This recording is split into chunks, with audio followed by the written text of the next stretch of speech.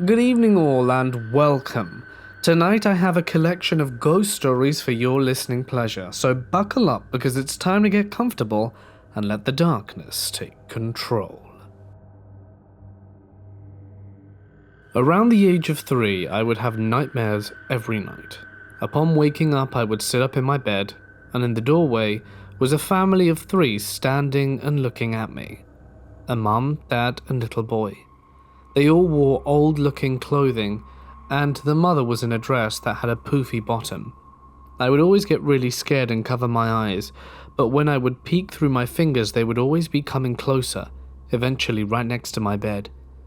They would tell me that everything was okay, and that I just had a bad dream. Then, the mum would caress my hair, and they would stay with me until I fell asleep. This happened almost every night until we left the house. A little after I turned 4, I was watching Toy Story and decided I wanted to blast off just like Buzz and Woody at the end of the movie. I was wearing overalls that day, and the family in my room told me that if I lit my bed on fire I would be safe. So I snuck around my house and found a small pack of matches and lit my bed on fire while sitting on it. Naturally, everything caught fire quickly, and my mum rushed in and pulled me off the bed. She described it as the ring of fire surrounding me, but none of the fire touching me. We all survived, and only my bedroom had to be prepared. In the ambulance, my mum asked me why I lit my room on fire, and I told her that the people said I would be okay. Meanwhile, my parents also saw the family in the house as well. My mum recalls seeing a little boy run through the wall, and she heard someone whispering her name. We have phone calls from no one. This was before caller ID. Lights turning on and off and small objects moving around. Some of these things happened in front of family and friends, and on one occasion my great aunt, who is a medium of sorts, came over to the house with family. My parents didn't tell me this story until I was older, but she went up to my dad and said, "There's a family that loved on this land and they're still here. They want to see you leave." She described the family exactly how I described them to my parents. Fast forward to the summer I turned 6. My parents wanted to till the backyard and lay down grass. We had a close family friend come and help us while they were tilling when they hit something deep in the dirt. When they pulled it up, it was a huge bone that matched with what a femur would look like. My dad and our friend pushed it back down the dirt and stopped tilling. We didn't move from that place until I was 7, and I'm 28 now, and my family and I never forget everything that happened there. I was born in 94, and that house still exists in San Jose, California. It was actually a garage that was converted into a cottage, and it sits behind another house. I now have a 5-year-old daughter, and have done my best to protect her from anything paranormal like that. In hindsight, my parents feel like they should have called the police about the femur, but everyone was in such shock that day that they just put it back and rarely spoke about it. I work for a 200-year-old church, and I believe it's haunted. The church campus consists of the sanctuary, the office, the empty, decrepit house where the priests used to live that was later used as a meeting space until it was condemned, and a cemetery, with the oldest graves being those of the War of 1812 soldiers. All of the buildings have stone exteriors. A priest died in the house in the late 1800s. He was old, so nothing nefarious there, but he still haunts the place, which seems odd to me, since he was a priest and obviously believed in heaven. Why would he stick around? When I first started working there, I was in the office with a member of the congregation who told me that on several occasions, when they left the old house and turned off all the lights, they would turn around and see lights that had switched back on inside through the windows. I believe in the paranormal and have had experiences myself, so I was intrigued. When I left the office that day by myself, I turned off the lights and the last light switch. I felt an almost electrical buzz through my finger. The office itself is old, so it wouldn't have surprised me if something wasn't grounded right. I didn't think anything unusual about it. I went back to my desk to grab my things and lock the door, and the light switch I had turned off was on. Keep in mind, this was the same day as I found out about the priest. I've tried asking him again to show me any sign that he's there, but he's never done anything else in the 4 years I've been working there. I've seen flashes of light in the dark, windowless rooms. I'm not sure if it was paranoia, but I saw a man cross in front of my headlights and vanish. He had dark hair, wearing a white shirt. I once unlocked the deadbolt on the door to the church, and when I went to turn the knob to go inside, something turned it the opposite way in my hand. This was during the COVID lockdown, so there was definitely no one else inside. When I felt that pressure, I ran. I've seen motion detector lights outside turn on by themselves, and when I've jumped in front of them by waving my hand, they never come on. I've heard this one from my boss, who's a priest. The organist was practicing by themselves in the church when a pencil went flying across the room. My boss also told me that members have said they've seen the priest looking out of the windows of the house. The decrepit house is supposed to be torn down within the next year or two. I'm not sure how it will affect the priest who won't leave. Maybe he will finally find peace.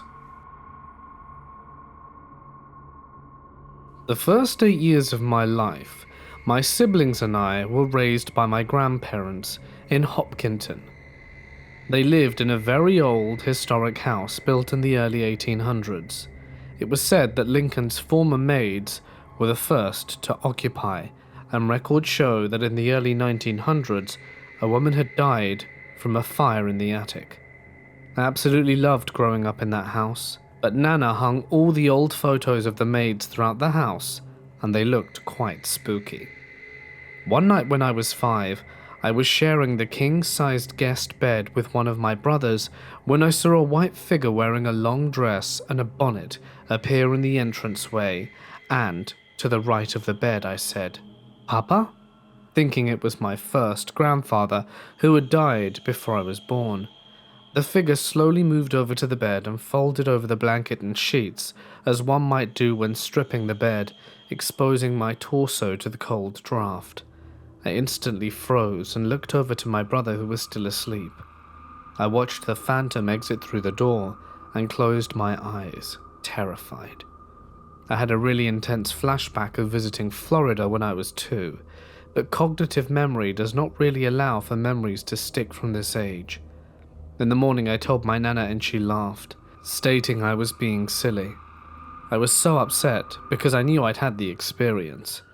Years later at Thanksgiving, I overheard my grandmother telling one of my cousin's boyfriends that the house was indeed haunted, and the photo of the maid who died always fell off the wall when she would hang it in any room other than the kitchen. She also saw laundry being folded mid-air in the same guest room twice. I was a latchkey kid. I used to pick up the mail on my way home from school, and our bedrooms were lined up in a hallway. I used to play mailman and put the mail under the doors. I would put the mail just a little bit under the door, and something from the other side would pull the mail in. I don't remember why I started doing this, but I did it for a few years until we moved. We used to hear footsteps and running when we were downstairs. We would also hear what sounded like someone bouncing a ball. My brother once told me there was a little boy who was killed by a car who was up there. I was pretty young and didn't know why my brother thought that. I would never sleep in the upstairs rooms and would always be afraid when it was dark. The only bathroom we had was up there, so at night I would always run back downstairs because I always thought someone was behind me. I believe I played mailman with a ghost. I had an imaginary friend, and I didn't realize until I was older that he was imaginary. He was an elderly man in overalls who would hold full conversations with me and did his best to keep a small, stubborn girl child out of trouble. His name was George, and he was very kind and grandfatherly, which was nice since I had no relationship with one grandpa and the other lived 2,000 miles away. I was a little more creeped out when I was older and found out about the stories of the family ghost that had attached himself to our family long before I was born, when my parents moved into his house after his passing. The old farmer guy was called George, that followed the family after they moved and through multiple moves. My mum swears he's still hanging around her sometimes, and it's been almost 50 years since they'd lived in that house. Other than being a bit mischievous, George seemed to be an okay guy. There was a story about a hideous green soup my dad had. He loved it, everyone hated it. That every time he tried to wear it out somewhere, it would disappear and reappear on the bed when he and Mum returned from whatever event it was. My siblings were very young at the time, and Mum was with him the entire time, so someone else had put it there when they were gone. He likes playing with new technology too. When microwaves started becoming a popular thing and Dad got one for us, it had a habit of opening and closing on its own. There were the massive old ones with the doors that you had to really apply force in order to open, so it wasn't just doing its own thing. I remember that whenever I was alone, or about to do something stupid, he was always there speaking to me and keeping me company. From what I understand of Farmer George, his family had moved away, and they were never really close, so when he passed, maybe he just liked around being our family instead. No one ever tried to get rid of him, so he just stuck around all these years, and in a way, I'm glad he did. I want to preface this with the fact that I spent over 2 years as a ghost tour guide and have tons of stories to tell from that, as well as everyday life. My mum's side of the family has been open to the paranormal since my great-grandmother, as far as I'm aware, when she and her husband found a burial ground on the property where they built the family home. My dad's side is not open at all, to the point where he loudly and proudly exclaims to me he won't believe until something scratches, abducts, or otherwise pokes and prods at him. And, as we were about 5 months from going on a trip to Edinburgh and going to the catacombs, he was proclaiming this at least once a day. I assumed that that is what drew the man, not really sure how to classify this thing, as he appeared not long after the daily proclamations started. Now it's important to know the layout of the rooms for this. The house had a straight hallway that ended in my door. While standing in the door facing the hall, my then 7-year-old brother's room was directly on the left. My dad's room was about 4 to 5 feet further up the hall and to the right.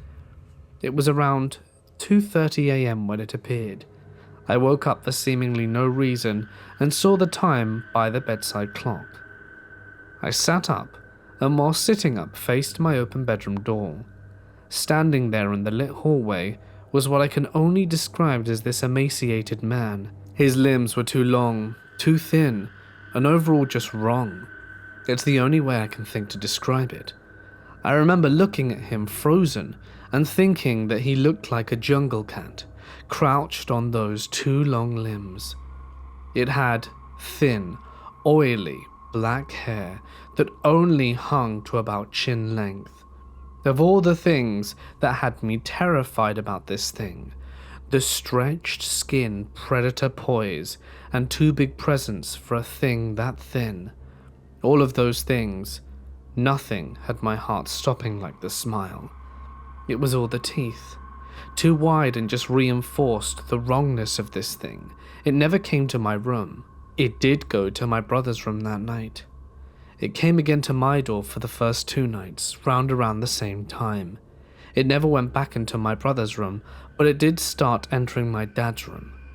I remember crying myself to sleep every time I left, terrified that if I left the room, as if my open doorway was not actually anything of a deterrent, it would come back, or it would be able to hurt me again or get me. I remember having my grandmother bring me a bundle of sage and trying to cleanse the house that way after the 2nd night. When it showed up again for the 3rd time, I salted around in and out of the house. I don't know for sure what it was. I don't know if it was corporeal or some sort of spirit. I just know that I am still terrified of it. I have been looking into the crawler, but I'm not sure if it fits its description. Has anyone else ever seen or heard anything like this? I would love to hear. My passion for the paranormal started over 20 years ago. I was just a teenager, and my stepdad had died of cancer. I lived in a different state, and didn't get a chance to say goodbye. I went over to my sister's house to watch my nephew. It was his nap time, so I placed him in his crib and walked down the hall to the living room. From the couch, I could see him in his room. I was really tired and decided I would take a nap while he was taking one. I was in that half-awake state, and I kept hearing him jumping up and down in his crib and laughing. I was so tired, but I sat up and said, "Please go to sleep for Auntie," as I lay my head back down. I was almost asleep, and heard a grown man whistling really loud. It was quite a quick tune, but it was loud. My nephew was staring at something and laughing. I completely panicked and froze in fear, as I thought someone had broken in. I ran down the hall to protect my nephew, but there was no one else in the room. I ran outside until a friend could come over. When I made it back to the house and made sure no one was there, I started to explain the details to my friend. I took my nephew back to his room and changed his diaper, and as I was changing him, he pointed toward the closet and said, "Papa." He called my stepdad Papa. This experience brought me so much comfort, knowing that our loved ones are still with us after they pass. For the many years after the experience, I looked for more. I wanted more validation from more experiences and from the experiences of others. In my early 20s, my husband and I had met a couple through his work that seemed as interested in the paranormal as I was. One of the haunted places in my town was the obvious, a cemetery. The cemetery was right next to an asylum and many other state buildings that had well-lit parking lots. My friend and her husband picked me up one night after work to go to the cemetery for our first ghost hunt, as there were many stories about the specific area. It was late, and as we started through the cemetery path, it felt as though there were spider webs brushing across my face. Not much happened for a while until we walked to the path backing towards the mausoleum. There were trees and ivy, with a small dirt hill that had a little path, with nothing more at the end but a chain-link fence. On the other side of the fence was one of the state buildings with light coming from the parking lot. My friend and I noticed what we thought was a security guard walking along the chain-link fence on the cemetery side. With the light from the parking lot and the darkness from the cemetery, I couldn't make out features other than his bulky uniform and hat. He wasn't facing me, and was pointing a flashing light towards the ground, swaying it back and forth as if looking for something. I was at the top of the ivy path, looking down towards him, waiting to be busted for being in a cemetery past dusk. He made an abrupt stop, did a military about-face maneuver, and raised his flashlight at us in a mechanical motion. I still saw no features. I knew by the movement it wasn't a security guard. I never thought, when I saw my first ghost, it would look so solid and real. I honestly didn't know what else it could have been. Although a little jarring, it was the experience I was looking for. I will always have a passion for the paranormal, as I know from experience, there is so much more out there that we still don't know about. I lost my dad back in August of 2022 to a tragic motorbike accident. A few weeks later, my mother and I were sat on the sofa watching some TV. All we really did back then was try and numb our minds, when we both caught a glowing figure walking up our stoned driveway. We both jumped up. My mother went outside to see what it was, and I put my head out the window. But it had gone. We tried to come up with possible explanations and tried various experiments to see if we could replicate the glowing figure, to no avail. Now usually when someone is walking up the driveway we hear the footsteps. This was in the middle of summer, so the windows and patio doors were open. We definitely would have heard someone walking. But the glowing figure made no sound, and it was only the glowing light that caught our attention. We like to think it was my dad, coming down to let us know he's happy and at peace. I'm just amazed at what we saw. The light was captivating.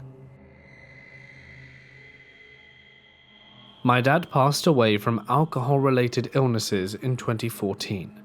I was only 13 at the time, and very distraught despite him not being in my life after my parents were divorced.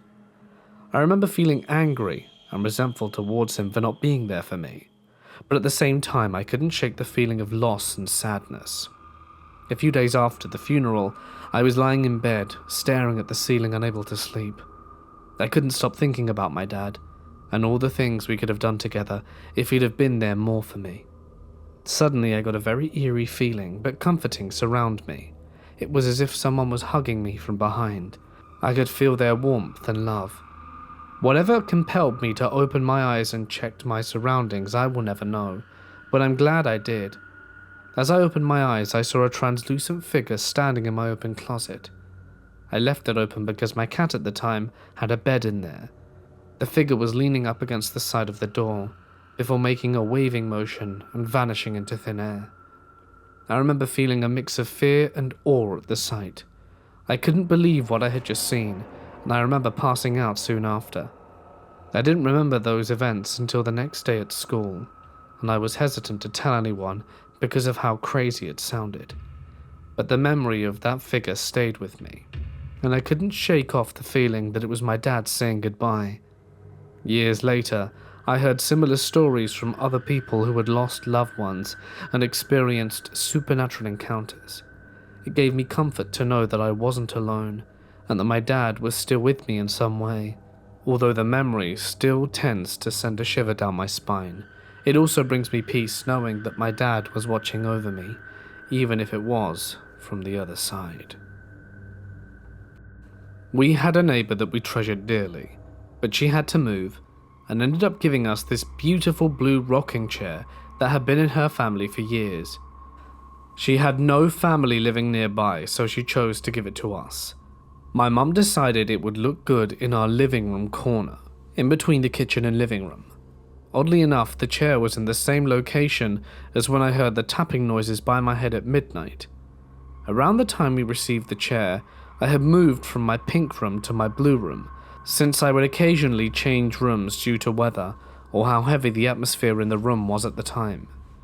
The chair had been at our house for about a week, before I started waking up in the middle of the night, slowly getting out of bed to unlock the inside sliding glass door and walking to my living room to face the chair.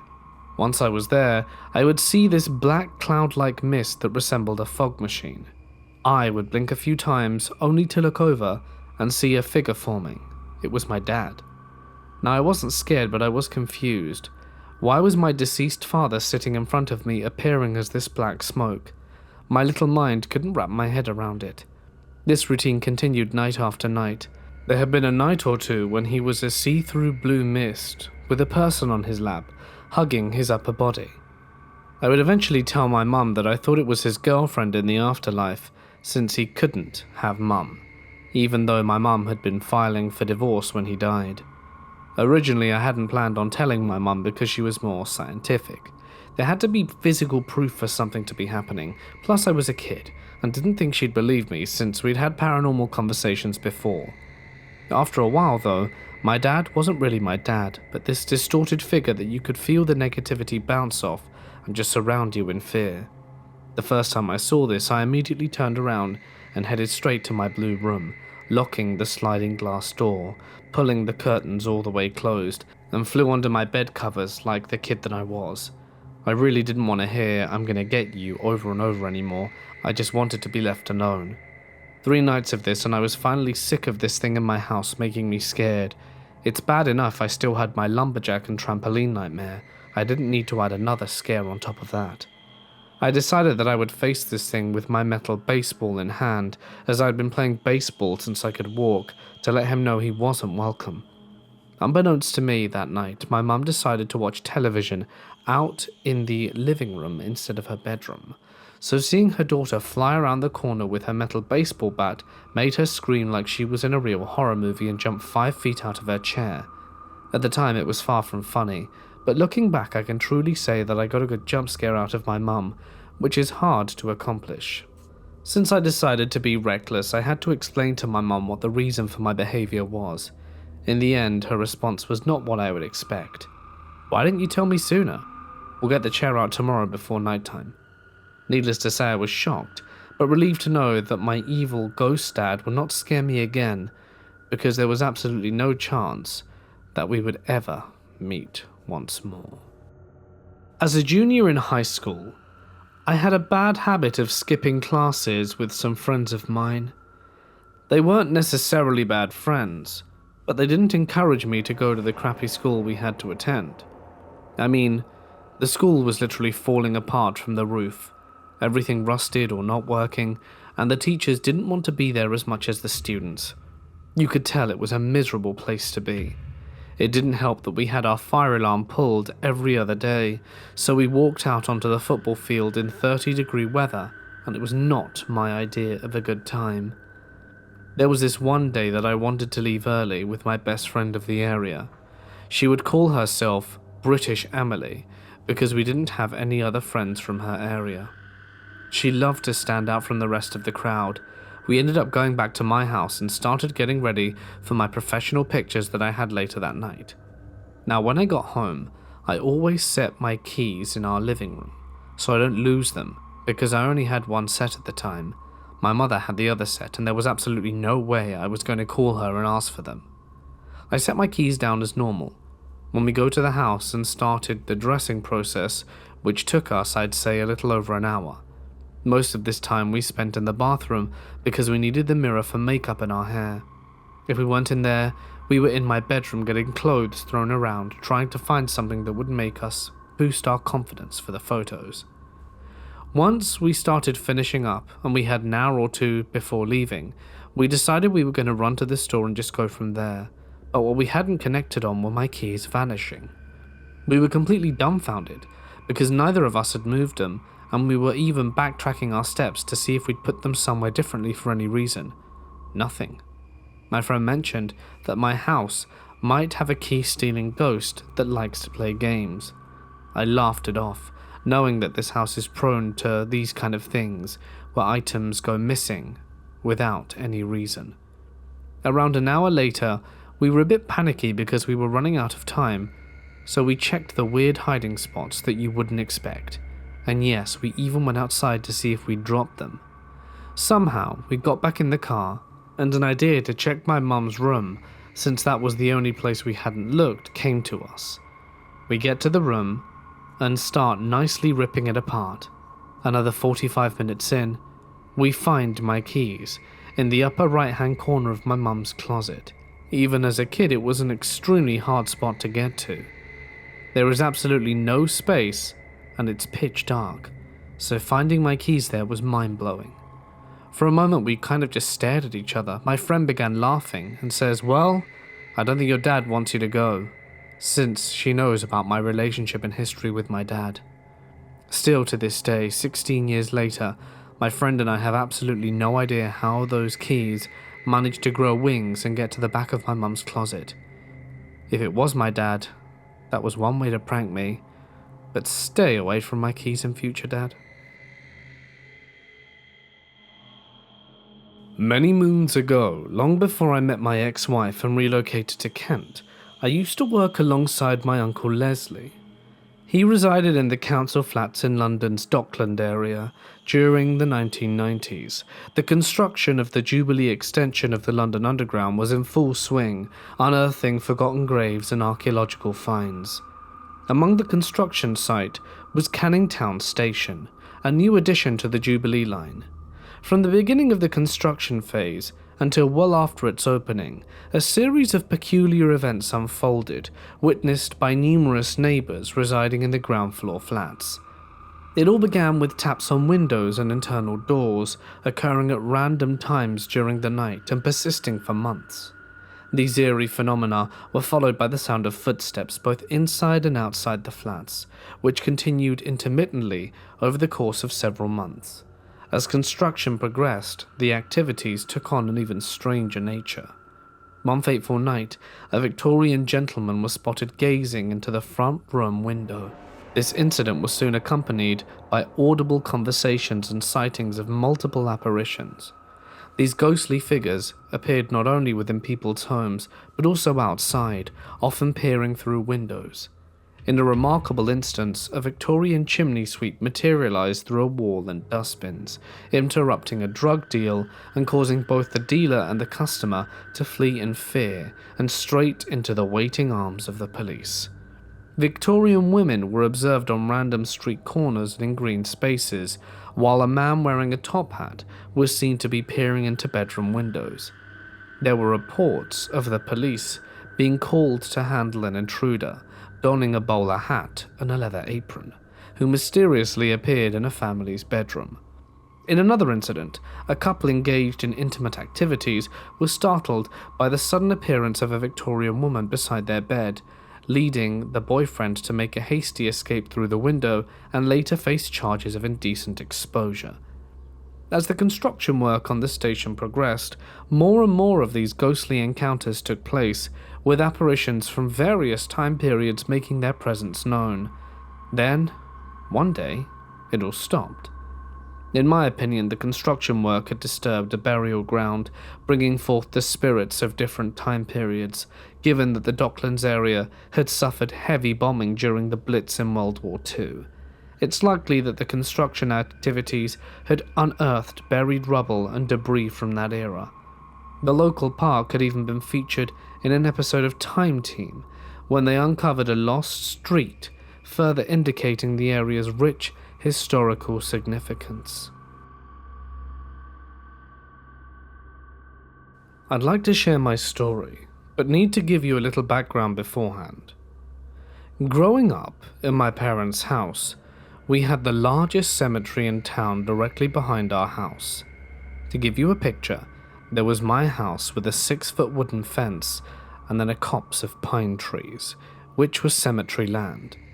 The area that the cemetery vaults were retained, and then the cemetery itself. The man who originally built the house had put in a gate in the back of the fence, because his business was abutted to the cemetery property. But when he and his wife divorced, he sold the house, but there were 2 paths that led from the gate, one to his business and one to the cemetery itself. In the cemetery there were over 3,000 graves, most of them the flat plaques, very uniform and neat, with a few headstones, a few mausoleums, and a few private burial sites that require a key. Also, several of my family members are buried there, my great-grandparents, great-uncles and aunts and cousins. This is about my great-grandma, who died of a broken heart 6 months after my great-grandfather died. She would be in our house all the time after he passed, my father and mother diligently taking care of her. She was in her 80s, and I didn't realize what a treasure she was at the time since I was in 5th grade. She would often take naps in my room, meaning that I would have to give up my privacy and hang out with my family when my introverted self wanted to be alone. Then one day my mum was in the kitchen crying because she had been taken to hospital, but I didn't know it was serious. She had died of a heart attack, but really it was a broken heart. She'd never been that ill, but her health took a sudden turn for the worse when she lost her mate. The other thing about my great-grandmother was that she was a stickler for cleaning up. She took pride in her house being clean. After she passed, I guess she decided she liked our house best. My mum always had a cup of tea in the morning and afternoon. She'd put the mug that she used in the morning near the stove so that she could reuse it in the afternoon. We'd all of a sudden start finding it near the sink with water in it. Also, beds that were unmade would be made, especially mine, since great-grandma would nap there. I never heard the tap of the sink go off, but I did often hear the clink of the mug hitting the counter. There was only ever one mug broken. The phenomena is still going on, but not as much, until my parents' house was decimated by a tornado. The house is being rebuilt on the same property, and we hope that great-grandmother's ghost hasn't been too much disturbed. When I was a child, I had an imaginary friend called Jack. He was tall with a thick beard and wore a blue uniform. He always talked about his experiences in the Civil War and how he fought for the Union. I loved spending time with Jack, and I never realized he wasn't a figment of my imagination. One day when I was playing in the woods near my house, I saw a group of Native Americans gathered around and a man who looked just like Jack. He was teaching them something that I couldn't quite understand, but it looked important. As I got closer, I realized he was teaching them about the Fibonacci sequence. I was shocked. How did Jack, my imaginary friend, know about the Fibonacci sequence, and why was he teaching it to Native Americans? I asked him about it later that day, and that's when he told me the truth, that he wasn't a figment of my imagination. He was a Civil War soldier who had died in battle. He couldn't move on because he had unfinished business, and he wanted to make a positive impact on the world. So he started teaching the Fibonacci sequence to anyone who would listen. He had learned about the sequence from a Native American tribe that he had encountered during the war. They had shown him how it could be used in nature to create beautiful patterns, and he had been fascinated ever since. He wanted to share the knowledge, and he knew he could do that by becoming my imaginary friend. I was amazed. I'd always known Jack was special, but I had no idea that he was a ghost with such an incredible story, and I felt even more grateful to have him in my life.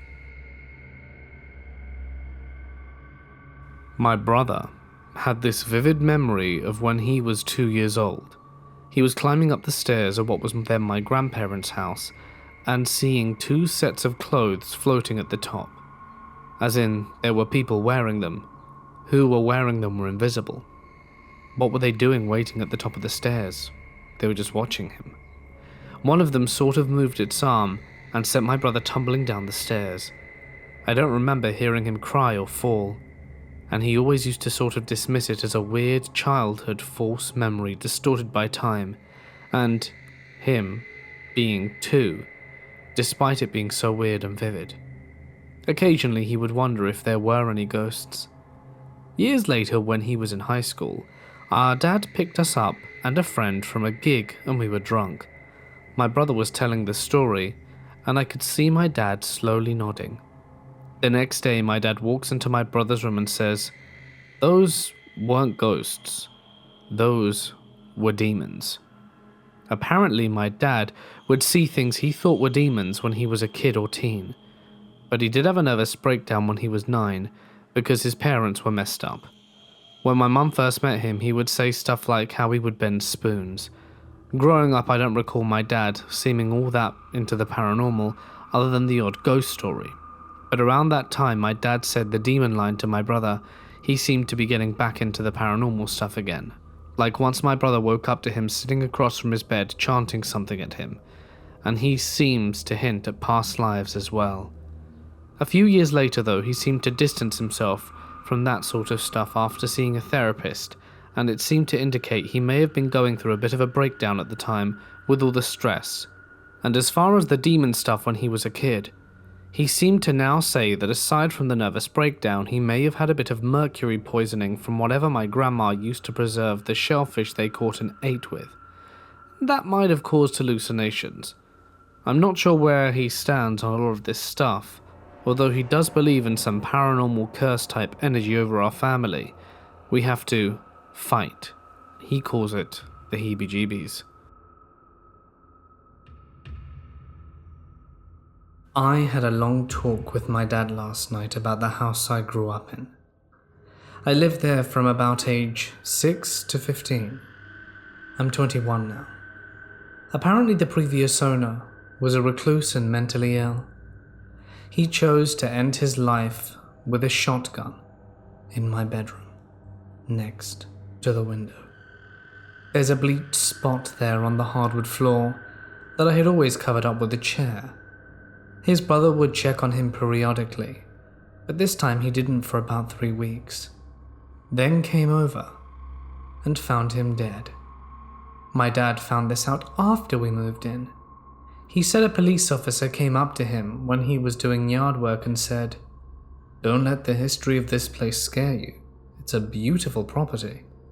And my dad was like, "What?" Needless to say, I'm creeped out. I don't remember ever feeling unsafe in the house, but the lock on my door had locked itself numerous times during the first year we lived there.